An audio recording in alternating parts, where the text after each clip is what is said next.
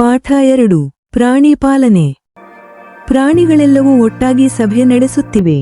ಮುಂದಿನ ತಿಂಗಳು ನನ್ನ ಮಗಳ ಹುಟ್ಟುಹಬ್ಬವಿದೆ. ಹೇಗೆ ಆಚರಿಸುವುದು?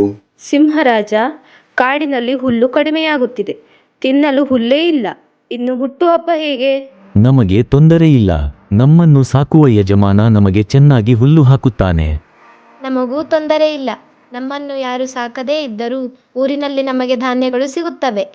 ಊರಿನಲ್ಲಿರುವ ಪ್ರಾಣಿಗಳಿಗೆ ತೊಂದರೆ ಇಲ್ಲ, ಆದರೆ ಕಾಡಿನಲ್ಲಿರುವವರಿಗೆ ಮೇವು ಸಿಗುತ್ತಿಲ್ಲ. ಏನು ಮಾಡೋಣ?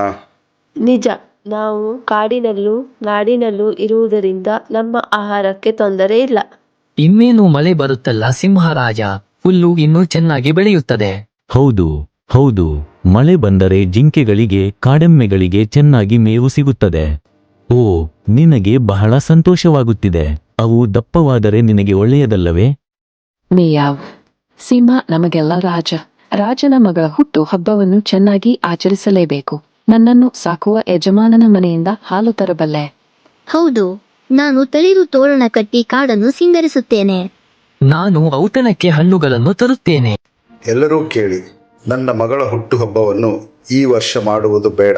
ಮಳೆ ಬರಲಿ, ಹುಲ್ಲು ಬೆಳೆಯಲಿ, ಎಲ್ಲರೂ ಚೆನ್ನಾಗಿ ತಿನ್ನಲಿ. ಮುಂದಿನ ವರ್ಷ ಸಂಭ್ರಮದಿಂದ ಆಚರಿಸೋಣ. ಈಗ ಸಭೆಯನ್ನು ಮುಕ್ತಾಯ ಮಾಡೋಣ.